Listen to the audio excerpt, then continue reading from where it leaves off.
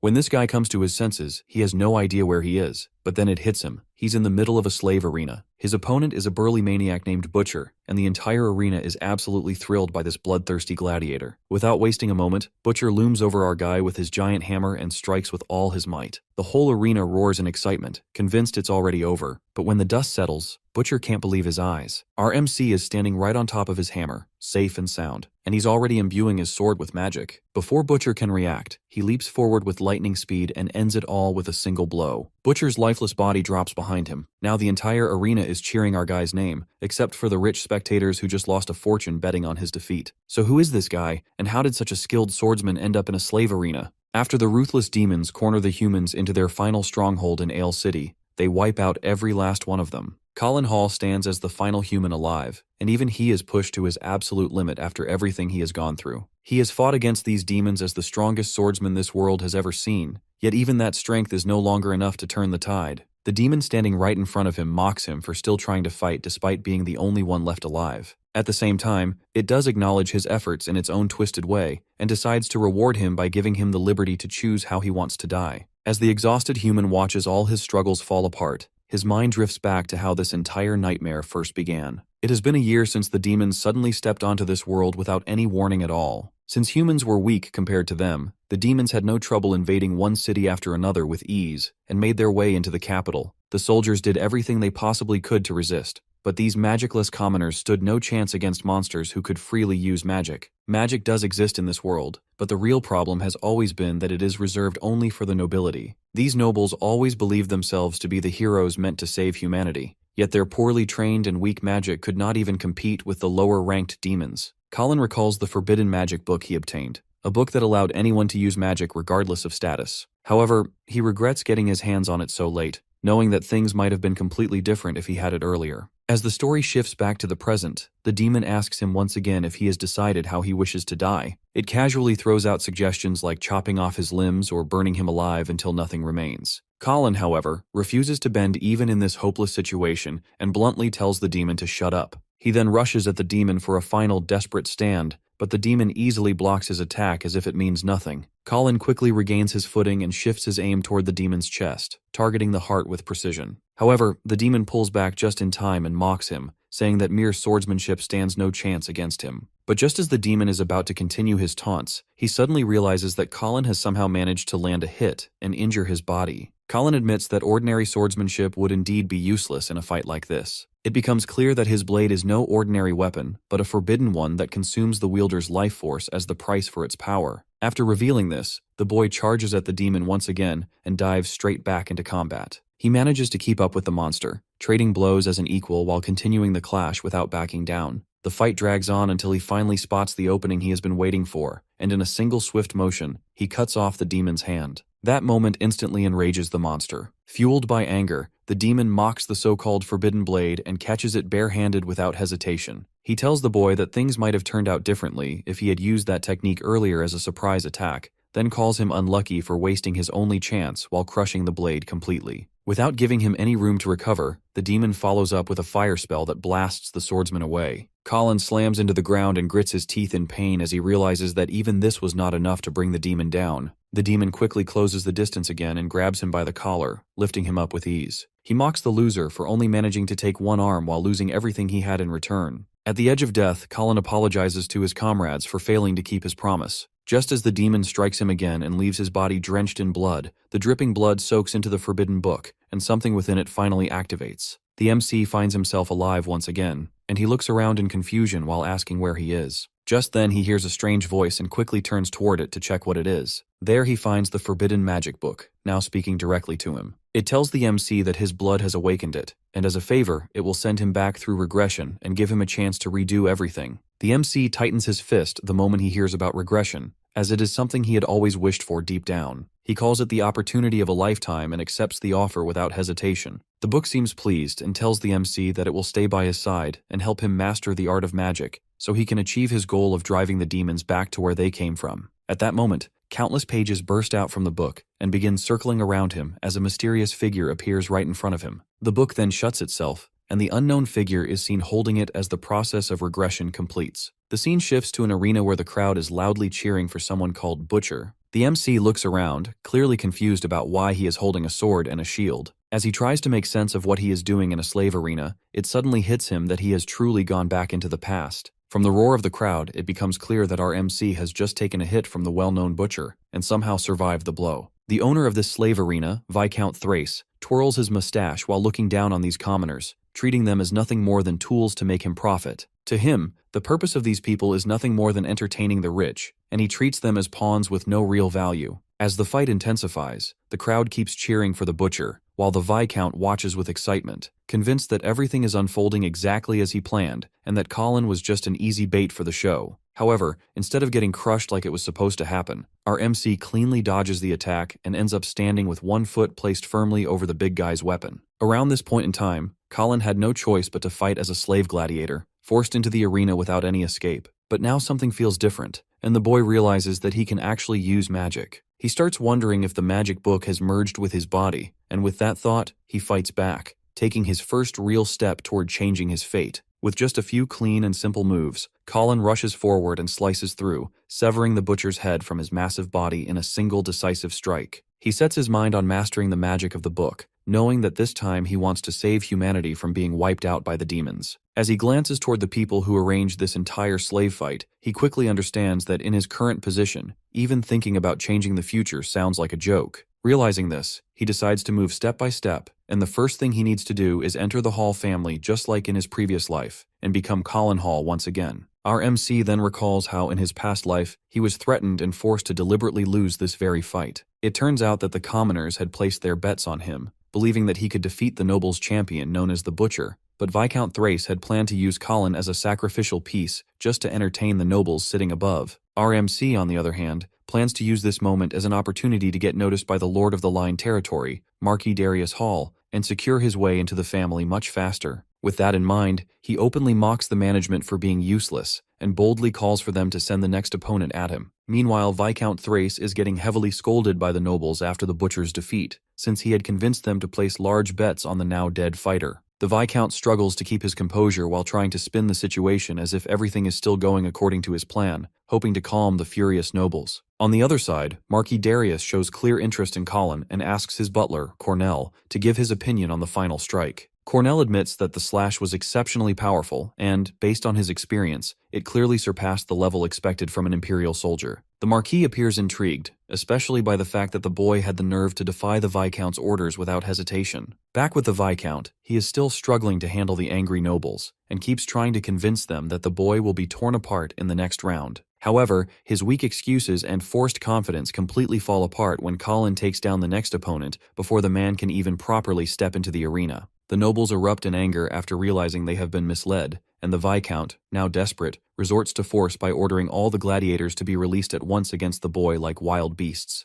Both Cornell and Marquis Darius watch with growing interest, clearly eager to see how the boy handles this situation. As more than 6 gladiators charge toward him, Colin recalls how the Marquis once dreamed of a world where anyone could freely use magic. In his previous life, he failed to fulfill that vision entrusted to him, but this time, he firmly promises himself that he will make it a reality no matter what. The boy understands that simply defeating a few gladiators will not be enough to earn him a place in the Marquis family, so he loudly calls out to them and tells them to come at him all at once. The gladiators immediately move in from every direction, trying to surround him completely, but Colin avoids every single attack with precise movements, and then leaps into the air while preparing his blade for a counter. As he lands, he instantly cuts down 3 of his opponents by slicing through their necks in one clean motion, then turns their own weapons against the others and takes down 2 more without slowing his pace. He then focuses on the final gladiator still standing and smoothly throws his blade forward. The sword pierces straight through the man and continues flying into the crowd, grazing past the side of the Viscount's hair before embedding itself into the wall right behind him. Thrace breaks into a cold sweat after barely surviving the strike, and the humiliation hits him hard as his expression twists with anger. He silently swears that he will make the boy pay for what just happened. Seeing the entire display, the Marquis openly mocks the Viscount for getting outplayed in his own setup. The rest of the nobles immediately take the Viscount's side and argue with Darius Hall, insisting that lowly slaves like this should never be allowed to act freely. Some of them even go as far as demanding Colin's execution, which makes the Marquis's expression turn serious. The atmosphere grows tense as he sharply scolds them for still looking down on the lower class. This reaction only angers the Viscount further, and he openly challenges the Marquis by calling his ideals misguided. He reminds him that magic was granted to humans by God 1,000 years ago, and that event established the hierarchy where nobles came to be known as God's chosen agents. He then raises his staff, directing his magic toward the Marquis, and questions whether he truly intends to go against that very order. Hearing this, Colin steps in and turns the heated debate into something far more intense. He calmly blinks and takes a seat among the nobles as if he belongs there, which immediately sends panic through the crowd. While everyone starts shouting and calling for the Divine Guards, Colin directly challenges Thrace and points his sword at him, asking him to prove whether he truly believes he is some kind of agent of God. The challenge is accepted, and both sides move into the arena. All the nobles remain confident that the Viscount will easily crush the so-called insect in front of him. They watch with satisfied smiles, while Darius appears noticeably more tense. Viscount Thrace makes the first move, continuing his trash talk as he casts a wind magic spell. At that moment, as the spell begins forming, Colin hears the voice of the magic book inside his mind, and a system panel appears in front of his eyes, showing Thrace's stats. From what he sees, the Viscount is nothing more than a beginner-level mage with more arrogance than actual strength.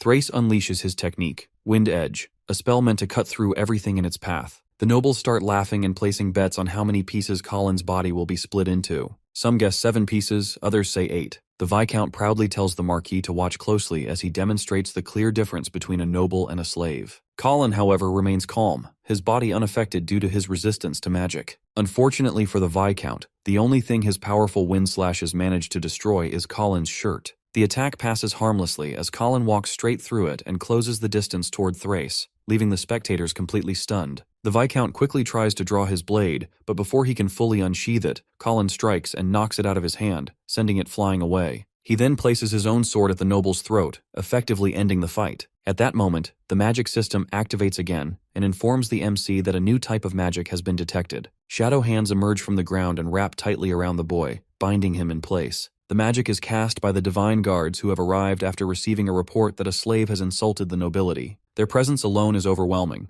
and they immediately declare that they are here to detain the suspect. After seeing the Divine Guards, Colin realizes he is in serious trouble. These guards belong to the Magic Tower organization, a force known for enforcing bloodline supremacy and reinforcing strict noble dominance over the weak. The MC understands that these guards are elite nobles themselves, and their strength far surpasses that of ordinary royalty. He studies the binding magic quickly and realizes he could break through it with ease, but decides not to act immediately to avoid drawing attention. Instead, he pretends that he cannot escape the restraint. At that moment, he takes a bold gamble and loudly declares that he is the son of Marquis Darius Hall, ordering them to release the magic immediately. Hearing this, both the Divine Guards and the Viscount are visibly confused. People around begin whispering, saying they have never heard of the Marquis having another son. Colin, however, remains focused, hoping his gamble will work. He knows that Divine Guards do not normally lay a hand on true nobility, and he is betting everything on that rule. Thrace finds it unacceptable that someone would soil the name of nobility and use it so cheaply just to save his own life. As punishment, he is determined to deliver justice with his sword on the spot. Just then, a powerful voice echoes throughout the entire arena. It belongs to Lord Darius, whose mere presence makes everyone freeze where they stand.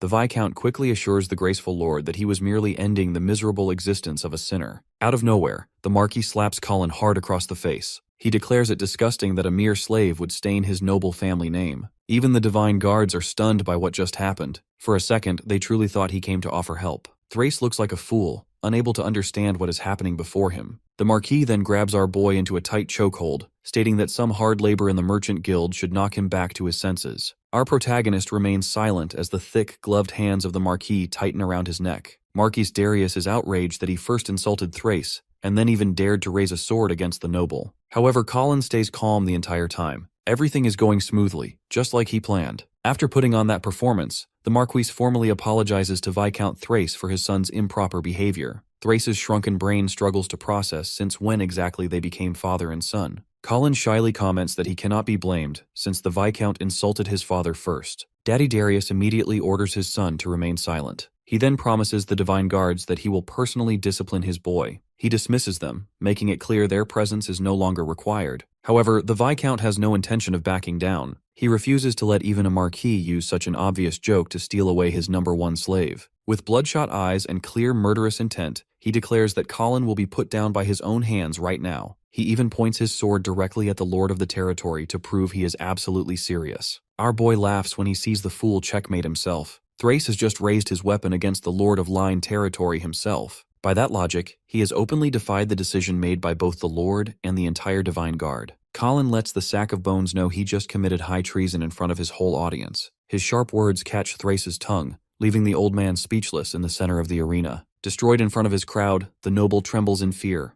He denies the accusation, but the Divine Guard captain has made his decision. The captain concludes it was all just a big misunderstanding and orders Colin's restraints to be removed. He even offers a formal apology for causing a scene. Next, he turns to Thrace and informs him that he will personally submit a full report of everything that happened to the magic tower. Thrace falls to his knees in horror at what awaits him next. His fate will now be decided by the council. Our hero finally lets out a slow breath of relief. Meanwhile, the captain of the Divine Guard is no fool. He quietly tells his men that this Colin is a suspicious figure, and they must lead a thorough investigation on his background. One innocent subordinate asks why they would investigate Lord Darius's son. The captain replies firmly that it is impossible for no one to recognize the son of the Marquis of Lean territory. Visibly irritated by the obviously fake claim, he is determined to prove that the boy is not the Marquis's son. On the other hand, his subordinates find it strange that Colin did not curb under pressure, even when he was restrained. They suspect he must share some special connection with the Marquis, who arrived so quickly to protect him. Although the captain cannot explain every detail yet, he orders his men to keep a close watch on the suspect. The scene then shifts to a carriage traveling through a lush forest. Inside, the Marquis laughs heartily at the brilliant performance Colin delivered in the heat of the moment. After a brief silence, Colin expresses his sincere gratitude to the Marquis for saving his life. Shortly after the duel, the Lord had sent his butler Cornell to purchase Colin immediately before anyone else could step in. The Marquis then shows genuine interest in his abilities, asking whether he has experience fighting on the front lines. His sharp eyes had already judged that Colin's movements were far from ordinary. The smooth precision of his actions suggested either years of battlefield experience or training under a skilled warrior. Our hero lowers his gaze and drifts into old memories. He shares that after his parents died, his own village sold him into slavery when he was still very young.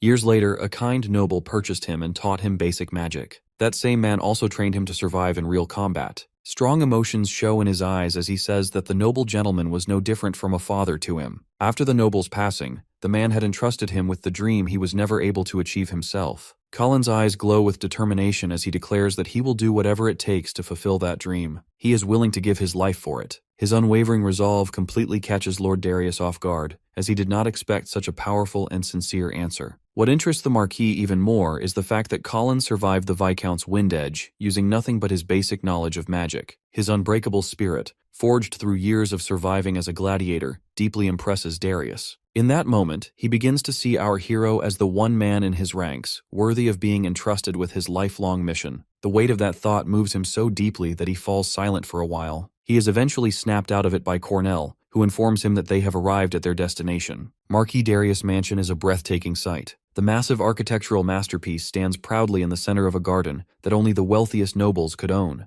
As he steps out of the carriage, the Lord calmly informs Colin that he is now a free man. Although he no longer belongs to anyone, that freedom does not release him from responsibility. They live in a cruel world where only the strong thrive, and every man must earn his place. Turning around, Darius bluntly tells him that he will not continue to babysit him. From this point forward, it is up to Colin to prove whether he can survive the harsh life of discipline and hard work awaiting him. Our boy remains calm and steady, showing no fear toward whatever challenges lie ahead. Marquis Darius states that he expects great things from him in the future. Formally addressing him as Colin Hall, he confirms our hero's status as his adopted son. With that declaration, Phase 1 of his homecoming is finally complete. In this world, nobles almost never marry beneath their rank. Status must match status, otherwise the bloodline gets tainted, and the family's power weakens over time. The Hall family, in particular, is obsessed with preserving the purity of their lineage. But among them stands one exception, Lord Darius Hall. Unlike the rest, he doesn't buy this noble nonsense, mainly because he was born as an illegitimate child to a maid. From the day he was born, he was treated as inferior. Whispers followed him through every corridor. Yet instead of breaking, he crushed that prejudice with sheer ability.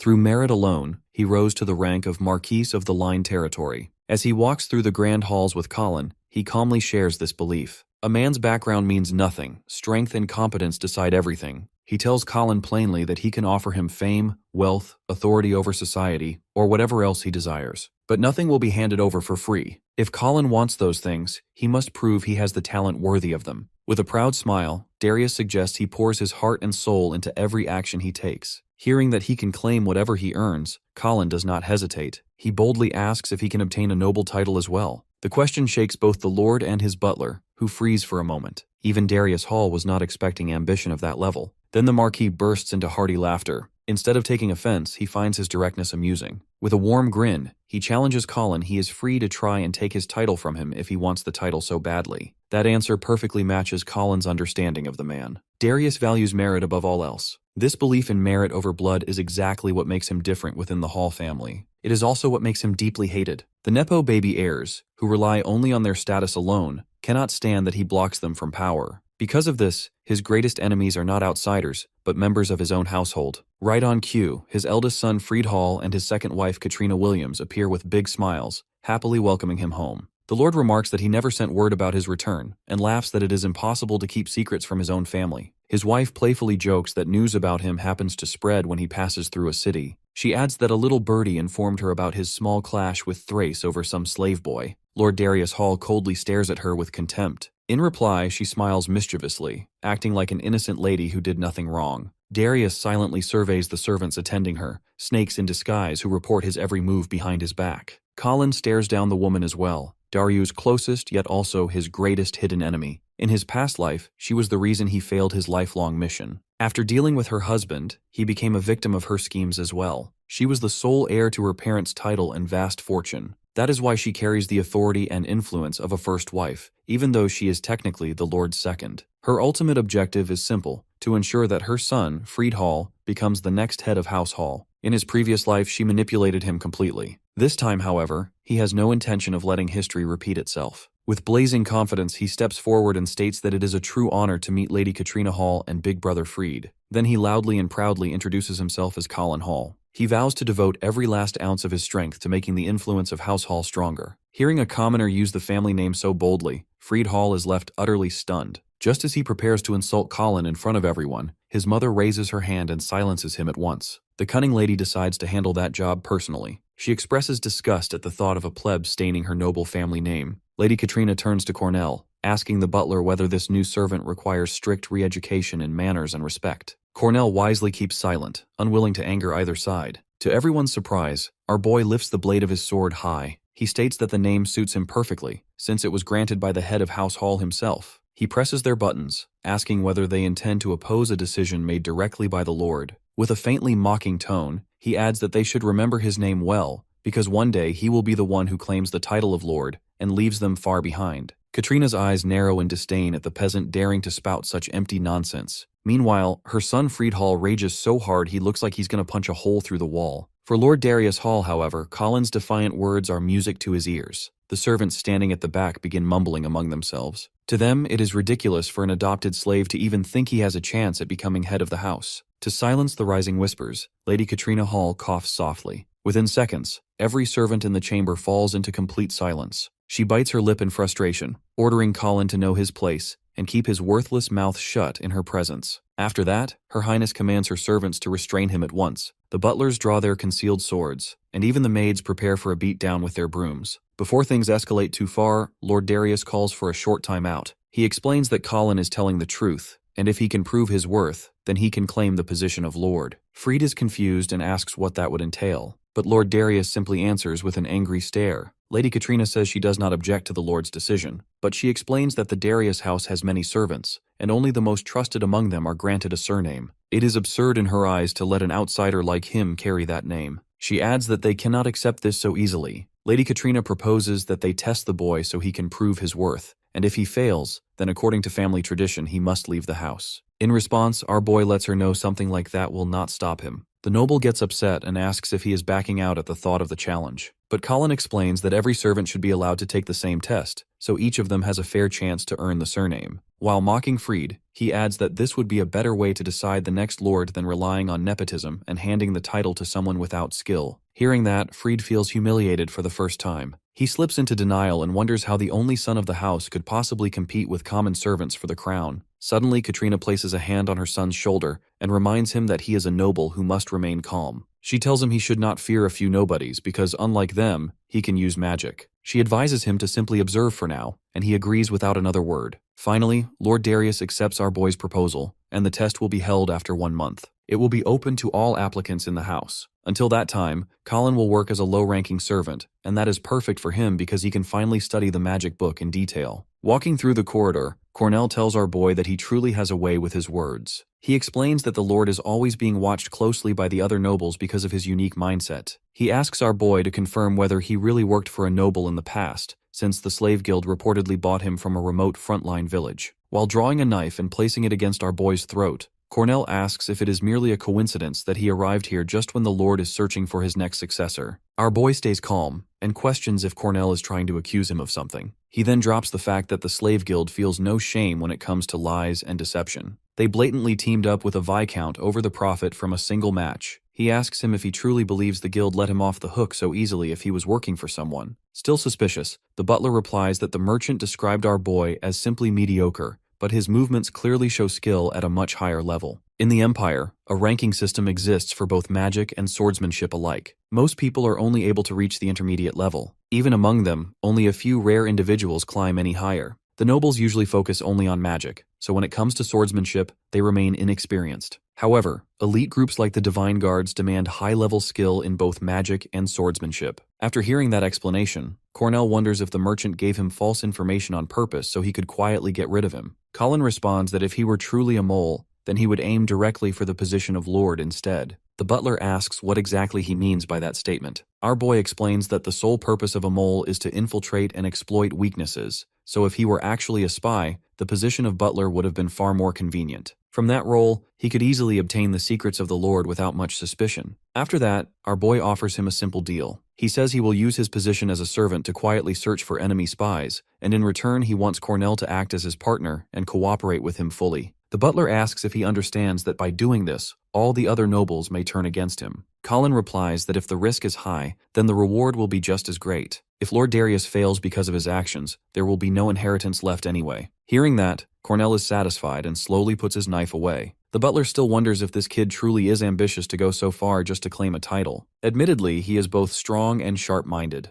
In the end, Cornell feels the deal sounds almost too good to be true, so he suspects Colin is scheming something. Setting those doubts aside for now, he tells our boy to follow him to his new home, the servant quarters. At the quarters, Cornell shows the MC around and tells him to choose a place he likes. He explains that the madam has divided the servants into 3 categories. The highest rank serves the madam, the master, and their son directly, while the middle rank is allowed to live inside the mansion alongside them. The lowest rank is placed in separate quarters and is not even permitted to approach the mansion itself. The butler then briefs him on his duties, which include chopping wood, disposing of waste, and taking care of the horses, with a daily pay of 3 copper coins. Before leaving, he also mentions the strict rules of the household, the most important being absolute obedience to all senior servants. The MC looks over and notices that many of the servants resemble thugs more than workers, and he wonders if he is truly expected to obey people like them. Cornell calmly explains that these rules were personally set by the madam herself. The MC accepts the terms without resistance and greets the other servants, saying he looks forward to working with them. Instead of responding normally, the servants begin mocking him, calling him the future lord of the territory in a sarcastic tone. One of them steps forward and mentions that they have already heard about how the boy picked a fight with the madam and her son. Another smirks and says they will teach him the proper way to greet his seniors. The situation escalates as one of them smashes a glass bottle and uses it as a weapon. He orders the MC to kneel down and slap his own face while repeatedly saying he looks forward to working with them until they are satisfied.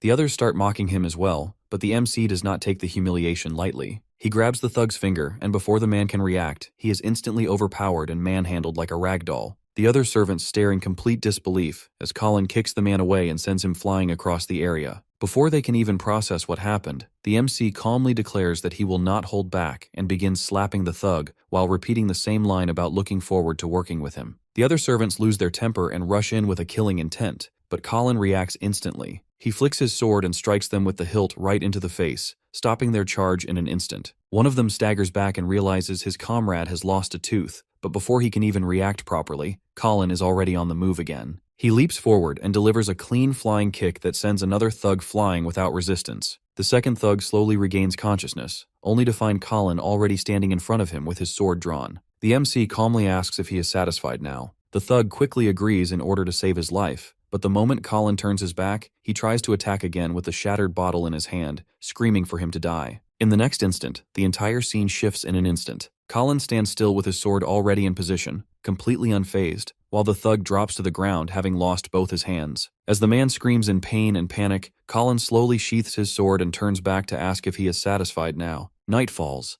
and the MC estimates that by now he has likely earned Cornell's trust, although he still cannot predict how things will unfold later. With that in mind, he opens the magic book and begins trying to learn magic to strengthen himself. Colin recalls from his previous life that Countess Katrina had replaced all the servants of the Hall family after marrying Darius, placing her own people throughout the estate. As a result, her relationship with Darius had deteriorated further over time, even though it was already incompatible from the beginning. In order to protect himself and keep an eye on the situation, Darius assigns his loyal friend Cornell as his butler. Cornell is the only person with enough authority to not only remove the Countess if needed, but also take part in the selection process of the successor. The MC remembers that in his previous life, Cornell was ruthlessly murdered, and after that, Countess Katrina gained significant influence, allowing her to push her own son toward succession. He reflects that if the butler had survived, things might have turned out differently. Colin then realizes that his current beginner-level magic resistance will not be enough to protect him, so he needs to grow stronger. He starts focusing on learning both defensive and offensive magic. With that thought, he reaches out to the book, and its pages burst outward around him like a violent hurricane. He feels as if the contents of the book are being forced directly into his mind,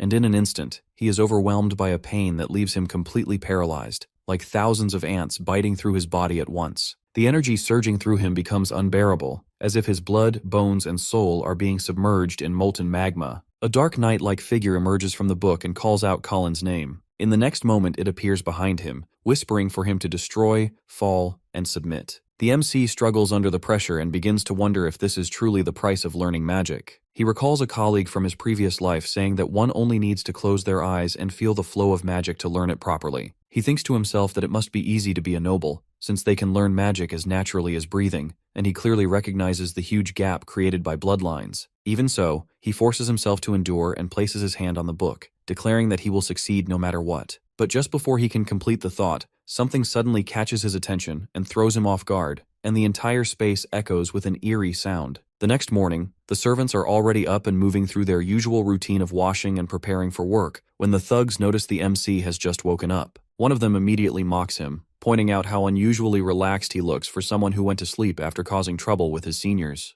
The MC casually responds that he was certain he would have been stabbed in his sleep by now, but clearly even that didn't happen. Before they can react, he adds that it likely wouldn't have mattered even if they had tried anything. He stretches, yawning slightly, and remarks that the previous night's training left him exhausted. He decides he will eat first before thinking about work. He then adds almost offhandedly that the night of grinding had paid off and he has unlocked a special type of eternal magic. Before the situation can escalate further, the scene shifts outside the residence where a group of guards is moving through the area, forcing people to clear a path. The servants immediately bow their heads in fear as the entourage approaches, and one of the guards yells for everyone to make way for their one-eyed lieutenant. A servant standing in front is caught off guard while carrying a bucket of water. He fails to step aside in time, and a guard kicks him in the stomach, sending him and the bucket crashing aside. Water spills across the ground and splashes onto the lieutenant's shoes. The lieutenant stops and looks down at the stain. His aide instantly begins shouting at the servant for daring to dirty their leader's footwear. The lieutenant raises a hand, signaling him to stop, and then slowly walks up to the trembling servant. The servant apologizes repeatedly, insisting he wasn't paying attention and begging for mercy. The lieutenant smiles faintly and says it cannot be helped, which briefly makes it sound like he is forgiving him. But before the servant can even breathe in relief, the lieutenant's expression sharpens. He calmly states that eyes which cannot even watch their surroundings properly are unnecessary. In a swift motion, he tears out the servant's eye, leaving him screaming in pain as the lieutenant coldly mirrors his own one-eyed appearance. The other servants glance at the screaming man with a mix of fear and pity, but the aide quickly snaps at them,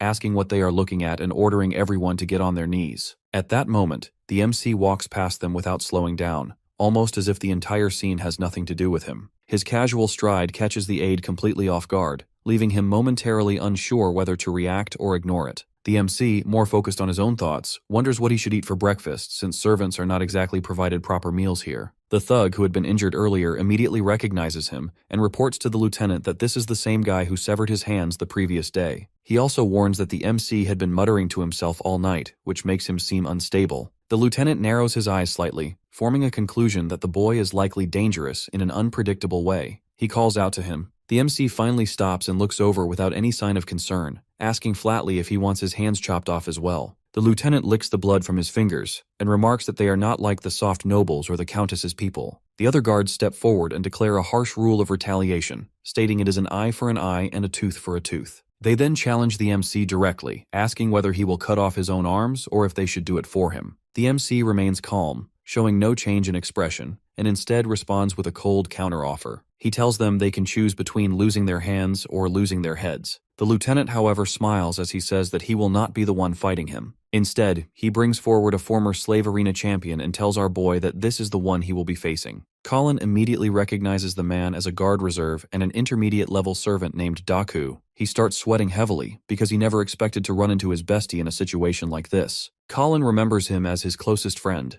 someone he could always rely on in his life before regression. They had spent time together doing all sorts of things, including fighting monsters side by side. Now, however, the poor guy stands there as just an intermediate-level servant, clearly having taken a beating. As our boy reaches for his sword, he tries to provoke him by asking if he is really stepping in to fight on behalf of a loser. Daku raises his sword and points it at Colin, replying that he is simply following the rule that every junior must obey their senior. Our boy questions that logic, asking if they are not even allowed to speak up while being treated like this. His words catch the slave boy off guard for a moment. Colin uses that brief opening to snatch the sword from his hand and instantly dashes forward, placing the lieutenant at sword point. The underlings are left stunned by how fast the boy moves, and even Daku stands there in shock, realizing that his sword was taken from him without him even noticing it happen. The lieutenant nearly wets his pants, but somehow manages to keep his composure as he asks Colin if he understands who he is getting involved with. He reminds the boy that Lord Freed personally chose him, and going against him will bring serious consequences. Colin slowly pulls his sword back without saying a single word. The lieutenant straightens his collar now that he feels safe again, and immediately starts acting tough, insisting that our boy is not leaving this place without facing some kind of punishment. The creep then orders his men to teach Daku a lesson, and without hesitation, the servants slash the poor guy across his back, drawing blood. He calls him worthless trash and commands his men to show no mercy at all. The minions mock him as they continue, even driving a blade through his hand while saying that this is his punishment for failing, since he just lost the only chance he had to prove himself. Seeing this, Colin's anger finally snaps, and he instantly cuts down both of those minions, slicing through their necks and killing them on the spot. As he turns his back toward the lieutenant, the ugly leader of the servants notices a brief opening and quickly takes a stance, ready to end the boy's life in a single strike. However, his movement turns out to be clumsy, and before he can even follow through, his sword gets cleanly cut apart. Colin warns him that next time it will not be his weapon that gets sliced, but him instead. Just as he raises his sword to strike again, his attack suddenly gets intercepted by Daku. Daku steps in front of the lieutenant to shield him, standing firm despite everything. He acts like a loyal guard and confronts Colin, telling him to stop adding to his sins by disrespecting his seniors, even though his hand is still bleeding from the stab wound. Since he has no intention of fighting Daku, Colin lets the lieutenant go and asks all the servants to leave the area. As his former friend calmly puts his sword away, Colin questions him, asking why he refuses to fight back when he is clearly the stronger one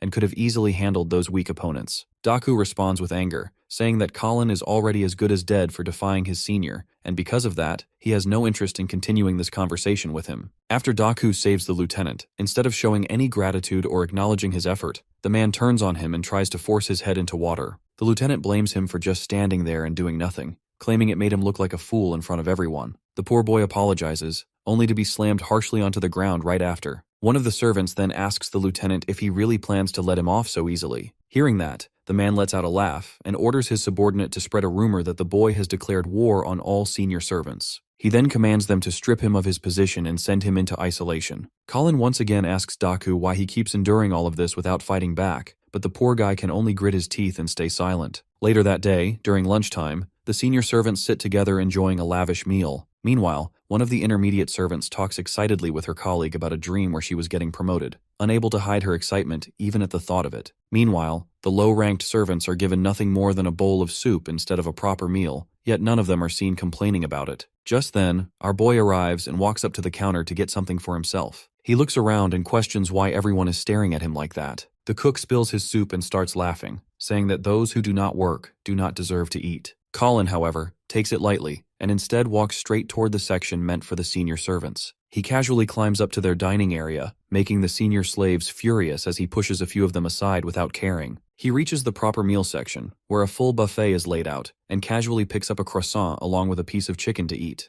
Butler Cornell steps in and reminds him that this area is reserved only for high-ranking servants. The senior servants immediately demand that the butler punish this outcast properly. However, instead of taking action against him, the head butler quickly comes up with a smart excuse to handle the situation. He explains that the boy has only just arrived and that it is normal for newcomers to make mistakes. He then asks Colin to come along with him, while all the senior servants look disappointed. As they walk, Cornell reminds him about the rule of absolute obedience towards seniors and questions why he is not following it. Colin, however, argues back, saying that the Marquis himself stated that rewards are based on skill rather than rank. He adds that he believes he has enough ability to earn a proper meal, which is why he chose to take it himself. The butler then offers to cover his living expenses, but in return, he wants our boy to find a spy who is hiding somewhere within the estate. Just then, a signal is given to begin the hunt, and it appears that the Marquis is heading toward the hunting grounds. Apparently, there have been some unusual activities in the deep dark forest near the area, so the Lord plans to check it out while hunting along the way. As Colin finishes his last bite, a slight smirk appears on his face at the thought of that dark forest, already planning to head there himself. As the scene shifts, our boy has already reached the forest and is now hunting a red-eyed black deer. He fires multiple arrows at the target and successfully takes it down. After ending its life, he walks over to the corpse and begins searching for the monster core. As he holds the purplish core in his hand, he recalls how these are often treated as luxury items and are usually processed into necklaces and other ornaments. However, based on what he learned from the Forbidden Magic book, he realizes that he can use it to create potions that help recover mana and strengthen his body. From his understanding, the properties of a core change depending on the rank and type of the monster it comes from. Since the deer he just defeated was a low-rank creature, the core he obtained is of the lowest grade. The story then shifts back to earlier, when Colin was walking with Cornell. Our boy had requested permission to enter the hunting grounds. Normally, only royalty are allowed to go there, but due to the current abnormal situation, only divine guards or a few authorized personnel are permitted to enter the area. Colin insists on going anyway, and suggests that he could join along with the divine guards, which somehow ends up working in his favor. As he continues harvesting the core from the monster, Daku suddenly arrives, clearly angry, and scolds him for acting on his own. He reminds him that only nobles and at least middle-class servants are allowed to hunt here, and if he gets caught, he will face serious consequences. Colin acts like it does not bother him at all, and casually takes Daku's sword without asking. He drives the blade into the dead monster and claims that the prey now belongs to Daku, and since Daku is a middle-class servant, there should be no problem anymore. Daku immediately loses his temper at this ridiculous reasoning and regrets ever getting involved with a low-class servant who keeps making things more difficult for him. When he questions why Cornell allowed Colin to come along, our boy takes out the head butler's dagger and shows it to him, saying that he has been assigned a mission, and this dagger is the proof. He further explains that both of them are expected to assist with the investigation, and while doing so, they are also supposed to bring back some proper food. Daku kneels beside the monster's corpse and glances back at our boy, wondering how he ended up this unlucky to be paired with him. He lets out a sigh, and the moment he looks down again, he realizes that the meat is already gone. It turns out that the outcast has already started roasting the meat in no time and even calls Daku over to eat with him. Daku immediately panics and hurriedly asks what he thinks he is doing. Colin shows no sign of guilt, which earns him a scolding as Daku reminds him that the meat is supposed to be handed over to the Lord and their seniors. Our hero argues that there is more than enough meat and even urges him to sit down and eat together. At first, the poor servant tries to resist, but when Colin reminds him that he only gets to eat once every 3 days, and that he might not even get food later if he is punished, Daku finally gives in. Unable to resist the sight and smell of the cooked meat being held close to him, he quickly starts eating like a starving man. While he is eating, Colin asks him again why he is so obsessed with blindly following orders from his seniors when he is clearly stronger than them. The servant replies that strength has nothing to do with it, and goes on to repeat the belief that nobles were chosen to act as God's agents, and were granted divine power. He adds that if he continues to work hard and remain obedient, he might be reborn as a noble one day and receive that same divine blessing. He explains how he had put in serious effort just to rise to the position of a middle-class servant, all so he could become someone his sister, living far away, could be proud of. He tells Colin to stay out of his matters and stop interfering in his life. He continues by saying that they are already fortunate enough to be servants, and that they should simply follow the duties assigned to them without question. Colin then asks him if all of this is just because he wants the ability to use a bit of magic. Hearing that, the servant challenges him, telling him to try and learn even a single spell if he can. In response, Colin turns toward him and asks what he would do if he actually taught him how to use magic. That statement completely shocks the guy, and he quickly asks if our boy can really use magic. Before our protagonist answers, the two are startled by a sudden painful scream coming from a nearby area. They immediately realize the scream came from the knights surveying the deep dark forest. One of them is savagely bitten in the shoulder by a massive magic beast. Their leader orders his men to maintain their formation and keep a steady level head in the face of sudden danger. However, he learns firsthand that his words alone are not enough. Not when his men are getting mauled by the beasts left and right without mercy. One of the magic beasts pounces on him, forcing him to lock his sword and shield against its snapping fangs. Never in his long career did he think a pack of mere wild dogs would give him this much real trouble. He puts more strength into his blade and slices right through the beast's jaws, knocking its lifeless body away from him. All of a sudden, his subordinate urgently warns him that there are 3 more coming straight at him from behind. Realizing he is completely screwed, the leader silently stands there, awaiting his grim fate. Right on time, 3 arrows suddenly lodge deep in the 3 beasts' jugulars, leaving them heavily injured and stumbling. The heroes who came to save the day reveal themselves, calmly asking if they are safe for now. Our boy scans the beasts closely and remembers they are named Azure Flames, after their unique blazing mane and tail. The meat and bones of this beast are so precious that you can live for days comfortably after hunting one of them. His real goal, however, is the monster's powerful glowing core, so he takes careful aim, ready to make sure he hunts down every last one tonight. Colin leaps high into the air and makes himself look like easy prey for the magic beasts below. Seeing that reckless move, the knight's leader views him as a fool walking straight into the lion's maw. But the situation is the exact opposite here. Our hero is the true predator, who sees the dogs that need to gang up for hunting as weak and desperate packlings. He lodges an arrow cleanly in 3 heads and makes a smooth landing on the ground. Thinking this is a clear opening, one of the magic beasts dares to ambush him swiftly from behind. Like time has completely slowed down for him, our boy bends back to dodge it with calm precision, before he kicks it hard in the gut and sends it back to hell where it came from. Watching him kick away a massive beast like it is a little puppy, all of the knights are just as amazed as they are shocked. Cold-blooded as always, Colin calmly shoots it in the chest one last time to completely seal the deal. Soon after that, more magic beasts come prowling from the dark forest. That turns out to be a fatal mistake, because he unleashes a rain of arrows on them, eliminating them all on the spot. The leader observes his overwhelming combat skills firsthand in disbelief. He can barely believe his own eyes that a single warrior has the ability to take down more magic beasts than his entire squad combined. Suddenly, our boy senses a powerful and extremely dangerous energy approaching him. He jumps out of the way just in time as a massive pillar of blazing azure flames violently crashes down where he stood. It came from a beast who looks a little different and far larger from the others. He realizes what is coming next when he sees bright blue sparks cooking inside its mouth. As it opens its massive jaw,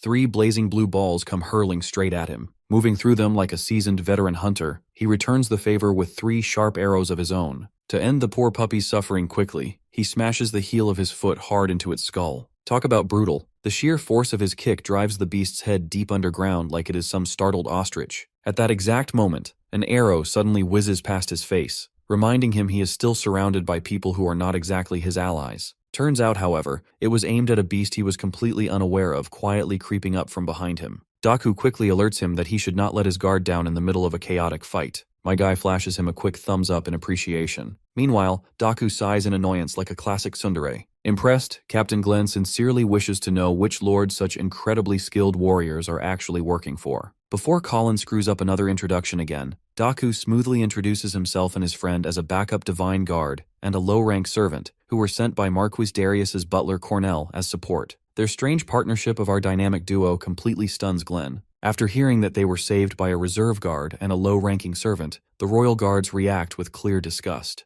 The lady questions what Cornell was even thinking when he sent the old woman's servants to assist them. At the same time, another guard mutters that it is embarrassing to be rescued by low-ranking amateurs. Hearing that comment, innocent Daku still doesn't realize who exactly they are calling an old woman. Meanwhile, Colin uses the break to collect the magic cores from the fallen monsters. At last, he finds a mid-rank core, which he can later use to craft a potion by following the instructions written in the magic book. A large knight suddenly shouts at him and demands to know who gave him permission to touch the monsters. His captain Glenn steps in and says they should stay focused on the mission assigned by Lord Darius, and simply let Colin deal with the dead bodies. Our boy asks the big man who he is calling a brat, reminding him that he was the one who saved them. He adds that only a brick-headed idiot would speak so rudely to the person who just helped them. Angered by that response, the man moves as if to charge at him. However, both the girl and Captain Glenn quickly tell him to calm down. They call him Marvin, and the moment our boy hears that name, old memories surface from his past life. Back then, aside from Cornell, Glenn, Marvin, and Sarah, were the only people Lord Darius truly trusted. In his previous life, those three died during a mission in the Gloomwood Deep Forest.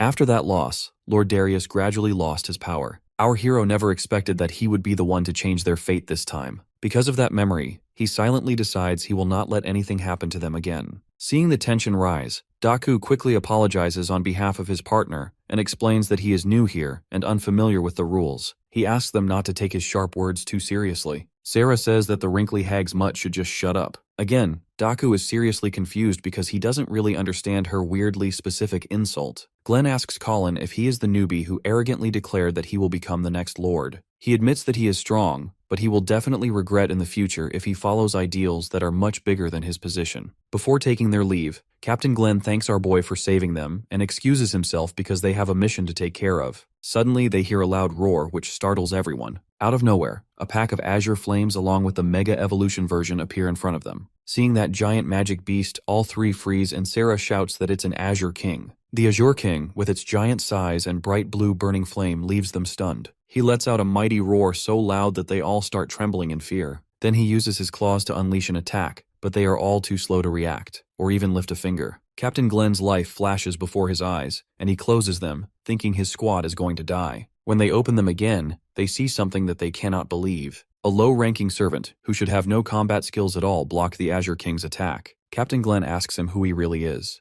Being the aura farmer he is, Colin replies that he is the hero who saved them for the second time in one day. As simple attacks have no effect on the Azure King, our boy steps in and uses his special move, Mountain Crusher, on the giant wolf. However, the attack is too shallow and fails to leave any real damage on the hard hide of the elite mob. Immediately after that, the wolf launches a counterattack. He tries to block it, but he cannot fully absorb the impact, so his sword breaks, and he is sent flying back. Following this hit, he understands that he cannot defeat this monster in his current condition. A normal sword like his does almost no damage to it. Seeing that, the three royal guards quickly move in to cover him, and Sarah asks our hero if he is okay. Captain Glenn tells everyone that the Azure King is a high-level monster that has already killed many elite soldiers before. The Azure King then orders its underlings to surround the party and attack them from all sides. At this point, Marvin panics about what they should do. These side mobs are already hard to deal with, and now the king is here as well. Our boy calmly says they should not focus on the smaller ones, because they have no real intelligence and only act like puppets for the king. They only need to deal with the king, and the side mobs will fall apart on their own. Captain Glenn finds it hard to believe what he has just heard. On the other hand, Daku says the monster has killed many elite guards, so there is a pretty poor chance they can defeat it. He asks his partner how he plans to win with a broken sword. Confident as usual, Colin simply replies that they should at least give it a try, making Daku think he's got a screw loose. Even so, Captain Glenn agrees with the plan and says they can only survive if they fight as a unit. Meanwhile, Sarah points out that it is not easy to reach the king while its underlings are protecting it. In response, our boy assures her that there's nothing to worry about. An opening will soon appear for them. At that moment, the Azure King suddenly lets out a roar, and the puppets rush in to attack. Colin calmly tells everyone to stay composed and let the enemies come closer. Marvin immediately yells at him to question who gave him the right to issue orders. Surprisingly, Captain Glenn steps in and says it is not the time to argue among themselves. He orders his men to follow their hero's lead. Before moving out, Colin tells Daku to trust in him. If he wants to become a big brother his sister can be proud of. Right then, Captain Glenn shouts that the enemy is already upon them. Even then, he repeats that they have to wait and let them close the distance. Only when the enemies are within arm's length does he finally give the signal to attack. First, he directs Captain Glenn to use his holy protection to blind them. Next, he tells Marvin to push them back using Heaven Shaker. Lastly, he instructs Sarah to carve a path using her phantom blade. Following his commands, everyone executes their roles, and a clear path is opened through the enemy line. While the captain fights, he contemplates how someone can be this familiar with so many different sword arts and weapon styles. Once the opening is created, our boy immediately orders Daku to follow him. Sarah motivates him in her own way, telling the little doggy to not mess this up.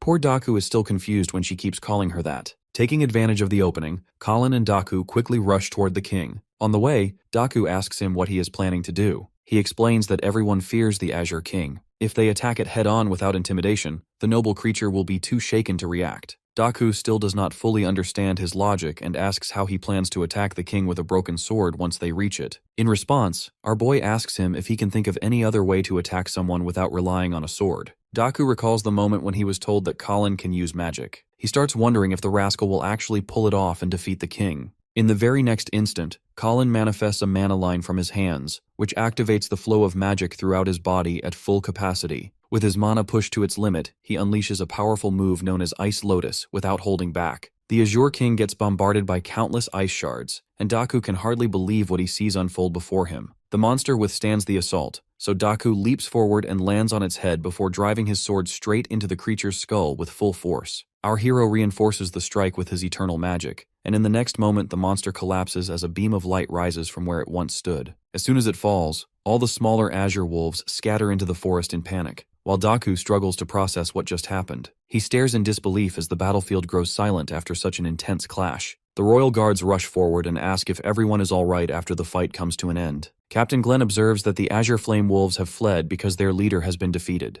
Meanwhile, Marvin questions how they even managed to take down something that massive in the first place without backup. Colin replies that the plan only succeeded because of their support, and he admits that no one can predict how the outcome would have turned out without their assistance. Sarah examines one of the ice shards closely and begins to feel suspicious about our hero's true abilities. Marvin comments that the boy reminds him of the captain during his younger days, which leaves Daku confused about who this former captain might be. Marvin explains that Marquis Darius Hall once led them, and Sarah adds that they all served under him in the Lionheart Brigade. She continues by explaining that after the brigade disbanded, the surviving members eventually became part of the Royal Guards. She then sarcastically remarks that the old lady's dog does not even know such basic information, which finally pushes Daku over the edge. He confronts her directly for calling him the old lady's dog, and declares that his name is Daku with full pride. He demands that she engrave his name into her memory and fires back by calling her an old hag without hesitation. That comment clearly strikes a nerve, and Sarah falls silent for a moment while Marvin awkwardly explains that she refers to the Countess as the old lady. Daku looks surprised at that revelation, but before he can process it further, Sarah suddenly appears right in front of him and demands to know why he thinks she looks old. She argues that she still stands in her prime youthful beauty no matter what anyone claims,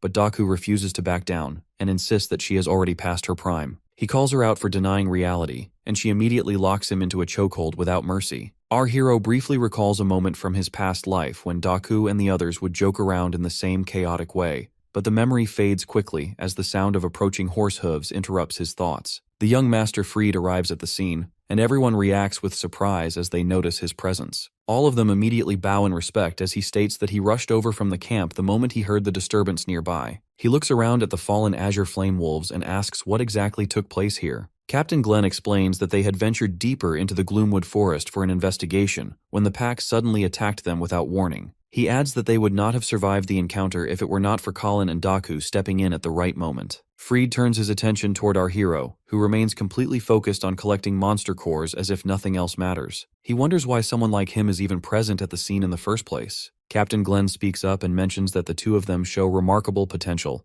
then requests permission to bring them back to the camp and report their achievements to the head of the house. Freed immediately recalls that Colin has already challenged him in the race for succession, and he understands that news of this victory will place him at a serious disadvantage. As that thought settles in, he glances toward Daku and quietly begins to form an idea of his own. He walks up to Daku and says that he had been wondering why he had not seen him around lately, which makes the tension rise instantly. He questions why Daku has been spending time with someone like Colin, and implies that it makes no sense at all. He continues by stating that a low-ranking servant entering the hunting grounds counts as a serious violation, and asks if Daku wanted to taste spoils that were clearly forbidden to him. Daku stays silent as Freed calls him a worthless man, and adds that his sister Erica would feel disappointed if she learned that he had already forgotten the lessons taught to him before. Colin steps in and says that he still stands above a pampered brat who cannot function without his mother's support. Then he greets Freed with sarcasm and calls him a failure. Sarah lets out a quiet laugh, while Captain Glenn tells her to stay in line and not escalate the situation further. Freed grows angry at the insult, but Colin continues and explains that people do not bow because Freed is impressive. They do it because his mother is the Countess. The entire crowd falls into shock as Colin adds that it must feel great to command others just because of powerful parents backing him. Freed attempts to intimidate him and claims that he can have him killed without effort. Colin agrees in a calm tone,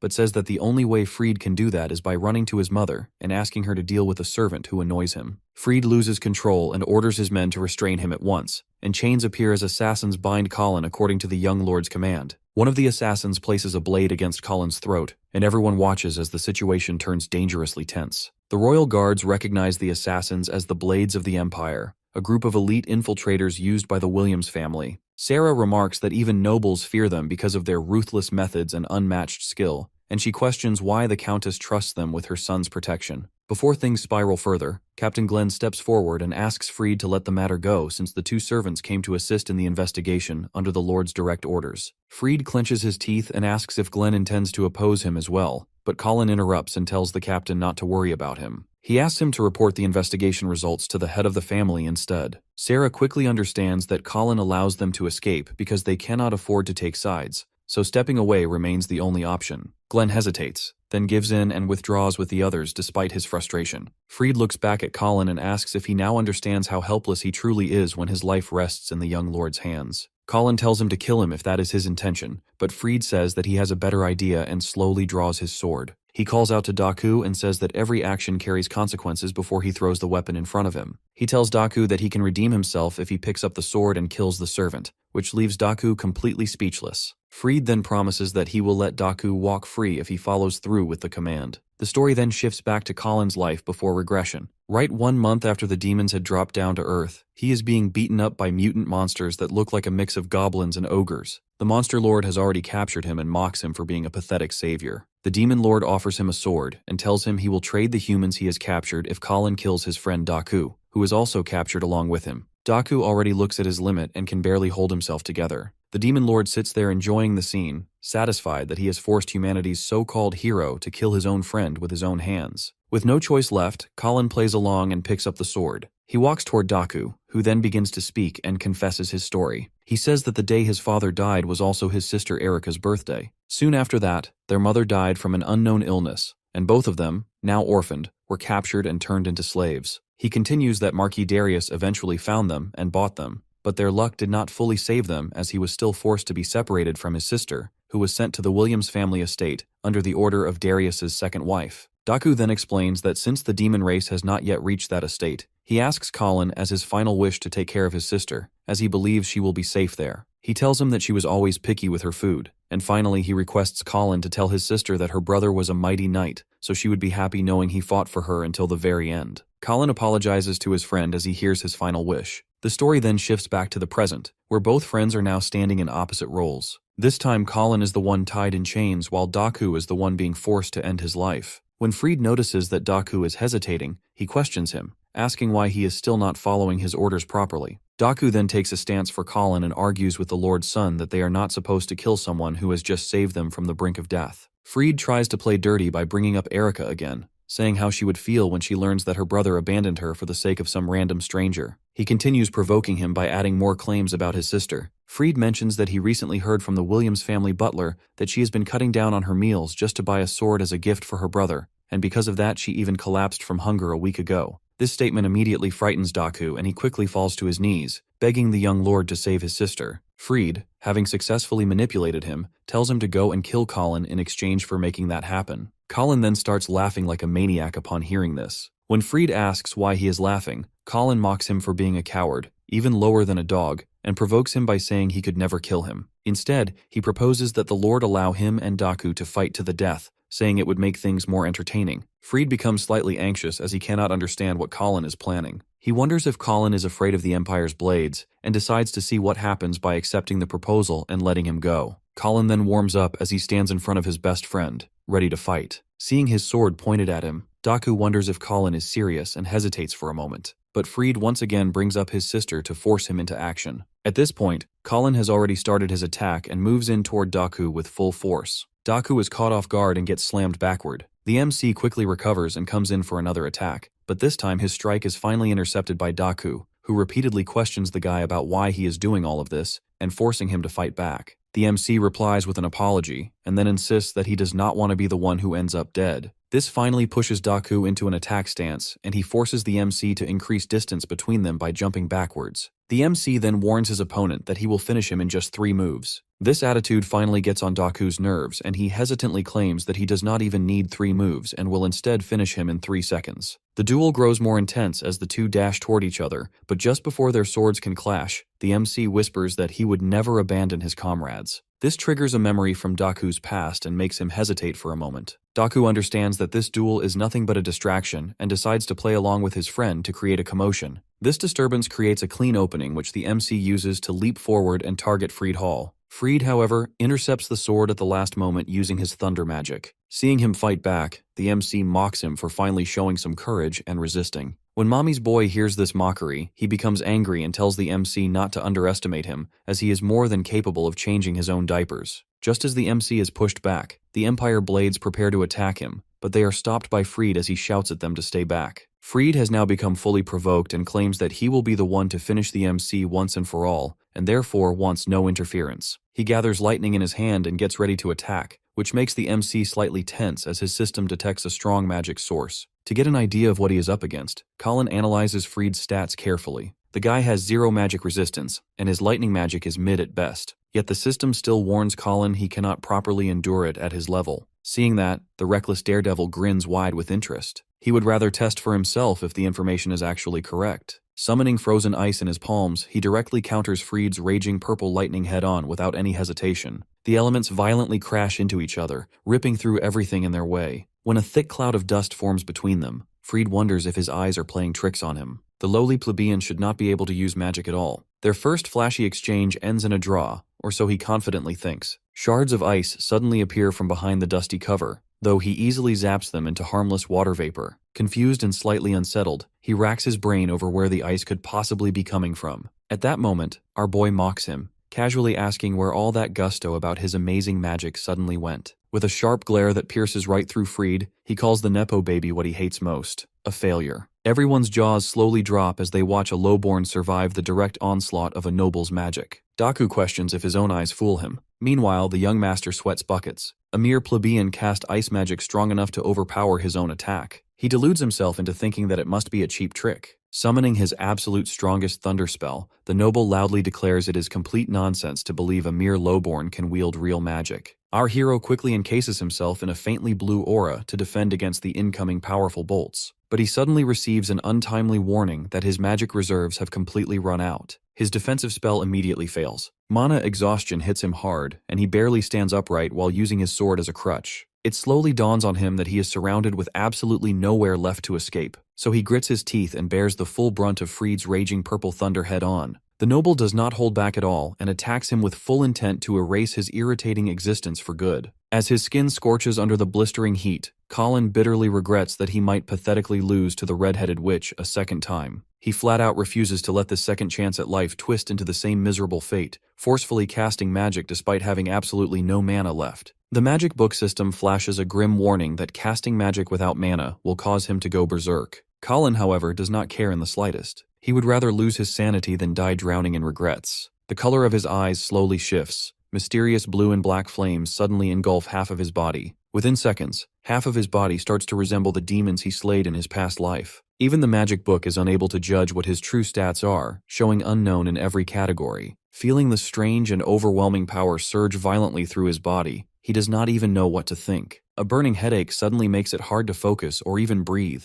Pushing through the pain, the observant warrior notices Fried does not have much stamina left either. He clears all of the noble's lightning with a single clean magic-imbued slash. Fried looks on in pure horror, never having seen magic this terrifying in his life. He freezes as our boy suddenly jumps high into the open air. When he crushes his sword down into the ground, massive jagged shards of ice violently erupt from below, aimed directly at Fried's position. The noble remains confident his intermediate-level thunder magic is more than enough to zap away the incoming ice. However, he figures out far too late it was all just a calculated distraction for his opponent to slip silently behind him. Like a seasoned assassin, Colin approaches from behind while Fried is still busy blocking his barrage of sharp ice shards. Fried's pupils shrink in fear, and his life flashes before his eyes. In a desperate last-ditch effort, he barely dodges death by sacrificing his favorite horse as a meat shield. He unsteadily lands on his feet that have never touched grass. Meanwhile, our hero continues to radiate the powerful blue mana that is seemingly infinite. Noticing that his breathing is heavily labored, the noble recognizes his enemy is right on the brink of total collapse from exhaustion. He casts Chidori Blade, gathering crackling lightning magic in the palm of his hand. Our boy shows absolutely no fear as he cuts through the crackling bolts effortlessly, declaring it is finally time to finish their reckless scuffle. When his blade stops inches from the young master's pale face, Fried realizes Mommy will not be able to save him this time. He jumps back and shuts his eyes tight, thinking he had a pretty good run. Right then, a radiant golden magic circle suddenly saves him from getting skewered like a sweet Turkish delight. It deflects Colin's force right back at him, knocking him a short distance away across the ground. Both boys look completely stunned when they see the one who saved Freed and firmly tells them to stop at once. Lord Darius lets the boys know they are not in some crude gladiator arena. This is a noble hunting ground, so they should cease their completely senseless battle immediately. Atop his mighty armored steed, he calmly suggests they duel it out properly and officially after they return to the grand house of Hal. Freed looks at his father with just as much gratitude as his hate for the man. Meanwhile, our hero quietly looks on with his glowing demon-like eyes. As the last of his unstable magic is fully drained, he falls to his knees in total exhaustion and slowly returns to normal. Recognizing the faint but unusual aura of magic coming off him, the Lord is genuinely amazed and concerned. Colin recognizes the threat is gone for now, so he finally lets go, blacking out cold on the spot. A few days pass before he fully recovers consciousness. When he opens his eyes, he finds himself lying in a soft bed inside the Hall mansion. Suddenly, he feels the same burning sensation of the demonic-looking magic that took over his body. He quickly jolts upright in bed to check himself, and luckily enough, he has returned to normal, completely unchanged in appearance. While he quietly appreciates that he did not become some horned demon, a familiar gentle voice nearby says it is glad to see he is finally awake. My guy turns right and sees a zombie-looking Daku. Bro looks like he was the one in a coma for 5 whole days. The poor guy quickly brings him up to speed, saying that he blacked out and made everyone seriously worry. Sarah apparently slapped him repeatedly to bring him back, and Captain Glenn had to physically carry him all the way to the mansion. Sarah worried so much that she held the doctors at blade point, saying they would share the same coffin as him if they failed to save his life. He has a hard time believing any of that, but there is no denying he feels better than ever right now. To get some fresh air, he invites Daku to accompany him for breakfast on the way to thank Sarah properly. Having said that, he cannot forget Daku sticking to the sacred bro code for him. He thanks his friend with a cheeky little grin. Daku pretends like it was nothing, but he's pleasantly surprised that Colin has the words thank you in his vocabulary. Later in town, all of the other servants start shaking when they see our hero pass through. He gives them a suspicious look, wondering if he somehow has something weird on his face. He overhears a few maids whispering rumors about his intense fight with Freed. Silently getting close to the ladies and jumping scaring them, he politely urges them to share exactly what they have been hearing about him. Terrified, the ladies immediately make a run for it without hesitation. Daku is confused why the women are acting like they just saw a ghost. Taking a closer look at his friend's pale complexion, Sherlock concludes they must be terrified of his lifeless zombie look. Daku gets annoyed, because he is the reason he stayed awake 4 nights straight. Not a big fan of Daku's sudden attitude, he loudly yells that he never asked him to become his personal nurse. Just then, Lieutenant Hairloss rolls up with his crew and openly mocks the potential future Lord of House Hall. Irritated by his untimely interruption, the boys shout in sync at the idiot that this is not the time. They somehow force him to apologize for absolutely no reason. After loading for a solid second of confusion, the lieutenant furiously declares that he came here today to take revenge for the humiliation he suffered a few days ago. Irritated by the old man's endless yapping, our boy walks right up to him as the man makes lame excuses for why he lost last time. This lieutenant unironically believes things will be completely different now, and that he will finally teach this disrespectful kid a lesson he will never forget. The man snaps his fingers and loudly shouts the name of his squad. A few awkward seconds pass while he stands there, fully expecting our boy to get flattened on the spot. When he notices his men just standing around like confused ducklings, the lieutenant frowns and asks if they suddenly went deaf. To him, that snap is an obvious signal for them to attack the target. His troops hesitate before reminding Big Boss Hairloss that their target is a monster who fought neck and neck with Master Freed. Daku lets out a short laugh, not surprised at their reaction after seeing Colin fight up close. The lieutenant's forehead twitches as a vein pops from pure embarrassment. Since his men clearly lack courage, he decides to step in personally and salvage what little dignity he has left. That is when his eyes land on his favorite pawn standing in a very convenient position. He immediately grabs the guy by the collar and yanks him forward, calling him a traitorous dog who betrayed his master. Declaring it a serious offense, the lieutenant takes it upon himself to deliver judgment. The ugly bastard even looks excited at the thought of beating his defenseless subordinate. But Daku calmly does something he never expected and blocks the weak punch with one hand. The lieutenant's arm trembles, completely stuck in Daku's firm grip. Daku states clearly that this piece of trash does not have the authority to punish him. Then he casually swats Lieutenant Hairloss aside like he's a clingy ex who refuses to move on. The man nearly short-circuits from shock, unable to process when the obedient little puppy suddenly grew the nerve to defy him. Hearing the loud argument, Captain Glenn arrives and demands to know why everyone is making noise so early in the morning. Marvin and Sarah step in right after him, both clearly annoyed that their breakfast got interrupted. The lieutenant lets out a smug laugh, convinced that the royal guard will punish the troublemakers far worse than he ever could. The greasy bootlicker immediately bows low before the guards, singing their praises. He quickly reports that he was simply carrying out his noble duty to drill proper manners into the disrespectful brats Jojo posing behind him. My guy salutes Captain Glenn like all's good in the hood. The lieutenant expresses his disbelief, offended by how relaxed he is while addressing someone of higher rank. Suddenly, Marvin steps in and smacks the lieutenant aside, saying he is just glad to see Colin finally woke up. Watching this unfold, the lieutenant's face goes blue with pure confusion. Right now, he is witnessing the most elite guards in the territory casually joking around with the so-called insolent brat like they are best buds. For a brief moment, he convinces himself this is just a fever dream. With no options left, he argues that it is unacceptable for elite guards to socialize with a low-ranking servant. Sarah throws an arm over his stiff shoulder and bluntly tells him laws set by old hag Katrina don't mean jack to her. She also adds that the sound of his whiny voice seriously annoys her, so he should keep his mouth shut unless he wants to start wearing a second eye patch. With that gentle warning delivered, our hero joins the royal guards for breakfast. He turns around with a mischievous smirk and politely apologizes to the boss for embarrassing him yet again. The scene then shifts to them in a nearby bar where they celebrate his recovery. Colin admits he originally wanted to thank them for saving him once before, and now he apparently owes them another favor on top of that. Sarah shrugs and says she was happy to help because she cannot stand Potato Head anyway. Captain Glenn also reminds him that he did them a huge service back in the forest. Curious,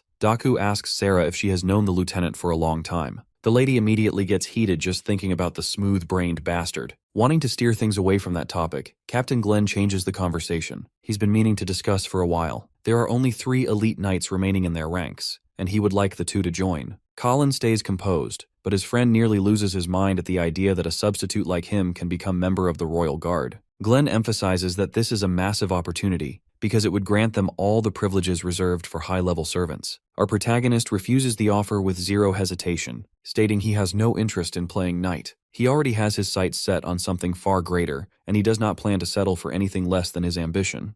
And his words are enough to stun the whole drinking party. One of them suggests that he stop pursuing the foolish endeavor of becoming the Lord of Line, that just because he defeated the young master doesn't mean he should be cocky. The chick chimes in, drunk as ever, correcting this dude by stating that whatever Colin used, it just had to be magic. Pointing at him abruptly, she figures that he must have used some kind of magic to defeat the Azure King as well. Our boy doesn't respond, letting things play out, while the other dude questions how in the world could a former slave even manage to lay his fingers on magic. The old geezer butts in to pressure the kid into giving an explanation. Colin reflects that he always knew these guys would soon catch up to his secrets. While they're eyeing him down right now, he's just happy for already having prepared a cover story like he's some kind of serial gaslighter on the block. All eyes are set on him. The woman is moments away from accusing him of something, while Colin is afraid of their reaction. And the epic resolution? The girl's best guess is that this guy is some kind of former noble, scaring him for no reason. Bro is still baffled while she's chiming up to him, applauding her own ability to uncover his secret identity. She's so drunk she even assumes his backstory being some kind of illegitimate child who ended up becoming enslaved,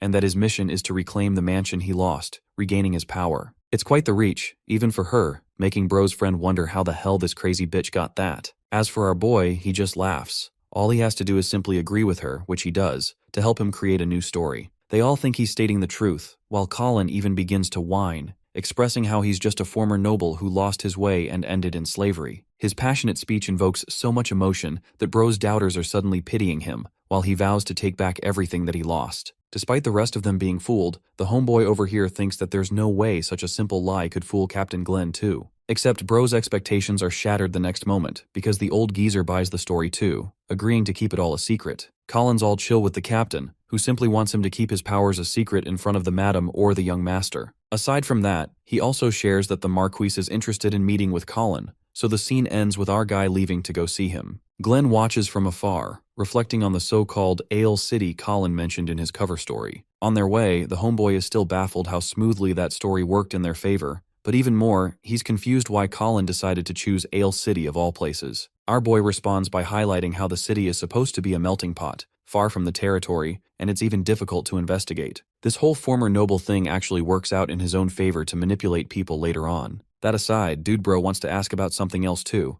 gesturing his hand into a hook. He wants to know if Colin is aware of some three-legged crow, or if that's also some technique he invented on the fly to mislead people. You see, back then when he saved Daku's life, Colin slashed the fat monster's head clean off, emphasizing that he should go and share that message to his sister by himself. After saying so, he continued to annihilate the rest of the monsters, but before his blade could reach the boss, the sword stopped under the influence of this heavy, vaporizing magic. Colin froze in shock, while the monster taunted him for even entertaining the idea of defeating him. Then came Daku himself to the rescue, who found the perfect opening to lunge forth, blindsiding the monster before he could even retaliate. In the end, both of them managed to slaughter the beast with a decisive double attack, and then they ripped him into pieces to serve on a sushi plate. Daku had some serious beef with our boy right afterwards too, calling him a piece of shit for treating his will like it was cringe or something. Anyway, they couldn't argue for long because these two guys were quickly jumped by more fat ugly orc demons or whatever the hell these things are. Daku cut one down, roaring his complaints against Colin for pulling a ridiculous stunt that could have killed the hostage he was trying to save in question. Our boy told him that cutting the hostage down wouldn't have helped him either, since the monsters wouldn't just let him go. Daku then shared his complaint about why Colin couldn't just send him a signal or something before his grand act, but our boy mocked him for suggesting that exposing his strategy is a good idea. Their playful taunting continued. The two guys berated each other while the others just watched in confusion. By the end of it, the only two people at war were the ones who were supposed to be on the same side. Daku then made his special sign of the three-legged crow, which he probably thinks is super duper cool or something. Apparently he learned this from a guy called Rowan. It's supposed to gesture cooperation between two allies. Our boy found difficulty trying to create the sign, but also taunted Daku for trying to get captured one more time like an idiot. At present, Colin reveals that he actually knew about the sign already thanks to an old friend he lost, a guy he considered his best friend actually. Hearing this, Daku is a little astonished, wondering if there was someone truly like that back at the company. A knock on the door came with both of them being summoned before the Marquise at last. The ruler is in high spirits and asks Colin how he felt. Our boy responds with glee, stating that he's all chill now. The Marquis also greets Daku, who offers maximum respect to his master. Then comes the subject of interest, because the Marquis clearly called them for a reason, which happens to be the matter regarding the incident at the hunting grounds. Yes, that same incident over which they were fighting that day, it was a terrible idea to use the grounds without permission too. The Marquis personally comes up to them, sharing how he has a connection with Glenn for a while now. Together, they've already faced death several times, grazing past it, coming this far. That's why even in his position, the Marquis fears losing them, and he respects these two young men greatly for saving his friends. Daku adds that with shared regret of not being able to save more of their comrades in the end, a failure on their part. However, the Marquis absolves them of this blame, stating that they had no fault, and that it's actually his mistake for not being able to anticipate the monster raid sooner. Colin and his homeboy just stare at each other in confusion, while the Marquis adds that they probably heard about the situation of the Royal Knights from Captain Glenn himself. Since they're standing in front of him now, he wants Colin to answer once more, and like clockwork, this man shoots the offer down with confidence. Switching his target to Daku next, the Marquis asks the same question, startling the young man because he's given a personal offer to become the Royal Guard. Fidgeting in fear and panic, Bro says that he's so inexperienced that even a position of a guard is not fitting for him, let alone the capable position of a Royal Guard. To help him out here, Colin assures the young man that he should speak from his feelings instead. Focusing on that, the guy clumps up his emotions and shouts with passion his desire to become a Royal Guard. The decision is resoundingly clear, but the Marquis is interested in offering a reward to Colin too of his own choice. Given that kind of freedom, he makes a serious remark, a desire to free Erica, Daku's sister, the one who is currently a servant of the Williams family. His choice for a reward stuns Daku himself, who did not see the unexpected turn of events. Colin remains adamant on his request, pitching how both siblings were together until they came to the Hall family, and unfortunately her body was deemed far too weak, except Daku has only wanted her to remain by his side. The Marquis asks once more if that is truly his desire. Colin relents that he shares a brotherly bond with homeboy over here, and that he is without a doubt his best friend. That's why he just doesn't want to leave him when he's clearly in trouble. The guy's face is flat. He never even expected such high praise, while our boy insists that Daku's sister be reunited with him. That kind of bond, the brotherly bond between comrades, reminds the Marquis of his own allies. Unfortunately, since this matter concerns the Williams family, it's not going to be easy or quick, and at once, the Marquis asks that Daku step out of the room for now. The guy is ready to leave, but he's left pondering about Colin's existence once more. Now that our boy is left alone with the main man himself, the Marquis brings up another topic, reminding him of the day the boy challenged Thrace in a fight. Back then, the Marquis quickly realized that he was not an ordinary slave, and it stunned him all the more that Colin survived a magical strike, before going on to win the fight harmless. What surprised him the most of all was how he managed to show a power that he displayed several times before. Also, the Marquis seems to know about the cover-up story he made against Captain Glenn too, speaking of his intentions to reclaim nobility. Interestingly,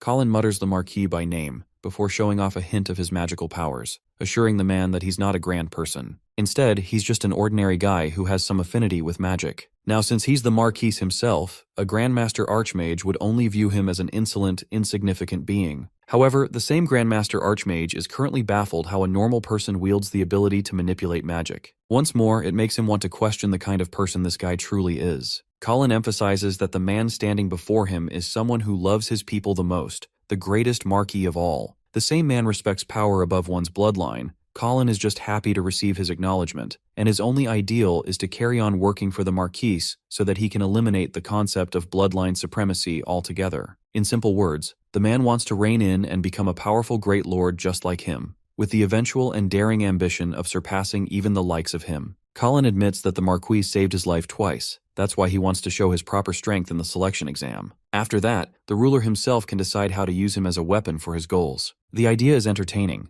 but it actually makes the Marquis cackle out loud uncontrollably. Bro's out here impressed and actually expects great things from Colin, confirming his leave. Before he's off, he asks for one last thing, inquiring the young man's opinion on Rowan. Colin feigns ignorance, as if he doesn't know the name at all, so the Marquis simply tells him to leave without explaining further. Watching him go, Darius Hall is confused why he thought of something like that. He summons his butler Cornell, who was casually aura farming hiding in the shadows. The same steward is curious if the boy is ordinary or a genius. From the way he judged Colin, it seems that he doesn't know about Rowan, which also means that the kid is not from Ale City like he told them. It's a lie, so the butler is not very trusting of him and believes it could be some kind of scheme, because they've had such an incident in the past. And well, it seems like the Marcus's own wife appears to have backstabbed him in the past. That aside, the butler hands him a note, sharing that he received information from Spirit Cat. Darius is intrigued and wonders the kind of information they got him. In the next scene, we have our boy back at home looking at the shiny stuff he's copped, consisting of materials, coins, and potions. It's all thanks to Colin trading his spoils of war for efficient supplies, and with the stuff he's copped this time, his own strength will skyrocket. At the same time, the name Rowan bothers him a lot, making him question who this guy even is. The only time he heard that name is when Daku said it back in his past life, but apart from that, nothing else seems to be known. Then, the way the Marquis said it made it seem like Colin was supposed to know the guy or something. Regardless, he chucks the little bead into his tube, hoping to ask Daku later about the situation. Next, he stirs the whole thing into a potion before chugging it down his throat. After consuming the liquid, the first thing Colin does is chant open the magic book. The special artifact scatters heaps of pages in front of him, and he continues to consume more vials in the process, discarding another into the pile. Experimenting a new change, Colin focuses his energy and chants absorb, immediately forcing his muscles to tense up from the pressure. The system confirms the absorption of the mana, increasing his mana capacity by 1 point. And damn, this system really is the opposite of the one in solo leveling at this point. Colin reflects that mixing some flame monster cores with Jade Sovereign Grass can raise his mana capacity. At least that's the information he found in the book. But even a potion like this could only get him 3 points at most, while some don't even offer a single one. Regardless, Colin fears losing control after running out of mana again. That's why he intends to improve magic resistance first. At the same time, he can't help but admit how disgusting the whole thing tastes. It's making him want to puke already, and consuming them one by one is going to take him way too long. Bro fears that he'll die of diarrhea before improving, making him wonder if there's some easier way to handle things. Staring at his mana capacity, he suddenly reads notification from the system, detecting a powerful monster core. Basically, this core can be turned into a magic artifact to aid him. It's an interesting idea, so he takes the blue core and investigates further to play with the approach. He taps on the system screen to configure the setting, and meditating allows him to cast the avatar of the monster in a golden aura. Like the magic book instructed him, he channels his might into the mana core, forming a picture of the artifact in his mind. He wonders what he should craft. He decides quickly and squeezes the crystal ball in his hand, before materializing the magic artifact with the blue core. The crafting procedure is pretty extraordinary, and it ends with the golden shimmers fading away. The system confirms the successful creation of the artifact, which is a bracelet around his left arm. Lo and behold, it's the Azure bracelet with the special effect of granting the user wild intuition. There's also a blessing that helps boost his mana capacity by 1 point for wearing it. Still, to test its effects, my guy chugs another bottle, only to amplify his capacity by 2 points instead. In other words, even the ordinary portions that gave him 1 point can now be converted to 2 points just because of one bracelet. It's an incredible object, but what he's really curious about is the main ability called Wild Intuition. Just then, his senses sharpen as he senses something on the other side of the door. Colin can sense 2 individuals. They're both maids, but Bro is so startled he physically shouts in confusion. It seems as if he suddenly found his way to X-ray vision, or more accurately put, life force vision. The same happens when he glances at the guards, viewing the world in a different color gradient. Next, he checks on the Marquez and Katrina too. Their flames are an indication of their mana. All of that aside, Colin hears a faint, distinct voice, echoing that it is restlessly starving.